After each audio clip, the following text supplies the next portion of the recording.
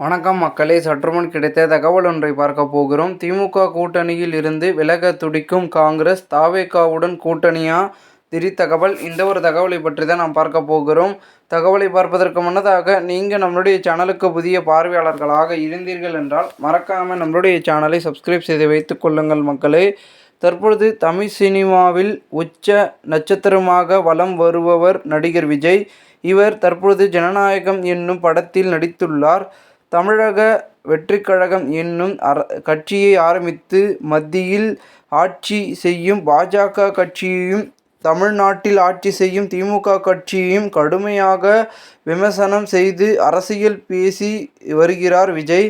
கொள்கை எதிரி பாஜகவுடனும் மற்றும் அரசியல் எதிரி திமுகவுடனும் எப்பொழுதும் கூட்டணி இல்லை என்ற தன்னுடைய இறுதி நிலைப்பாட்டை அண்மையில் சில நாட்களுக்கு முன்னர் கட்சி மீட்டிங்கில் வெளிப்படையாக அறிவித்தார் விஜய். இதனால் திமுக மற்றும் பாஜக கூட்டணிக்கு விஜய் எப்பொழுதும் செல்ல மாட்டார் என்பதன் இதன் மூலம் தெளிவாகிவிட்டது. ஆனால் திமுக மற்றும் பாஜக கூட்டணியில் உள்ள கட்சிகளை தனது பக்கம் இழுக்க ஆரம்பம் முதலே விஜய் வலை விரித்து வருகிறார். விசிக, பாமக, காங்கிரஸ், தேமுதிக போன்ற முன்னணி கட்சிகளை விஜய் தனது கூட்டணியில் இணைக்க ஆர்வம் காட்டி வருகிறார்.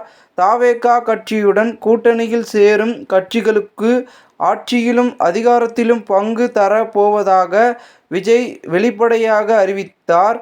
தற்பொழுது யாரும் விஜய் கட்சியுடன் கூட்டணி சேர விருப்பம் தெரிவிக்காத போதிலும் தேர்தல் நேரத்தில் நிச்சயம் களம் மாறும் என்றும் அரசியல் வட்டாரங்களில் பேசிக்கொள்கிறார்கள்.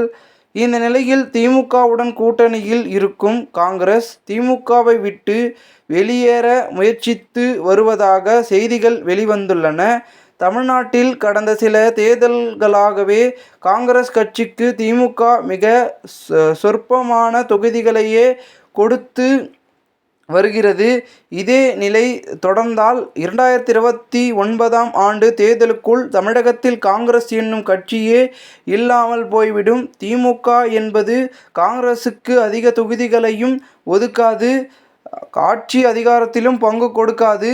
அதே விஜயுடன் சேர்ந்தால் ஆட்சி மற்றும் அதிகாரத்திலும் பங்கு கிடைக்கும்.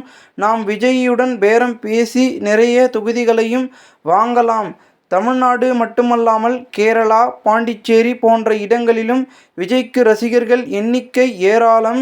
அதனால் அந்த மாநிலங்களிலும் காங்கிரஸ் கட்சிக்காக விஜயை நாம் பயன்படுத்தி கொள்ள முடியும் என்றும் காங்கிரஸ் கட்சியை சார்ந்த முன்னணி தலைவர்கள் மற்றும் உறுப்பினர்கள் நினைக்கின்றார்கள். பீகார் மாநில தேர்தலில் ராகுல் காந்தி பிஸியாக இருந்தால் பீகார் மாநில தேர்தல் முடிந்து வரும் பிறகு இது குறித்து பேசலாம் என்றும் காங்கிரஸ் கட்சி நிர்வாகிகள் முடிவெடுத்துள்ளனர். எனவே காங்கிரஸ் தாவேகா கூட்டணி கூடிய விரைவில் முடிவாகிவிடும் என்றும் அரசியல் வட்டாரங்களில் பரபரப்பாக பேச ஆரம்பித்துவிட்டனர். இந்த ஒரு தகவல் அரசியல் வட்டாரங்களில் பெரும் பேசும் பொருளாக இருக்கிறது. இந்த ஒரு தகவலை குறித்த பொதுமக்கள் உங்களுடைய கருத்துக்களை கமெண்ட் மூலமாக தெரிவிங்கள். இதுபோன்று நீங்கள் அரசியல் சார்ந்த நிகழ்வுகளாம் தினசரி தெரிந்து கொள்ள நம்முடைய சேனலை சப்ஸ்கிரைப் செய்து வைத்துக் கொள்ளுங்கள் மக்களே. நன்றி, வணக்கம்.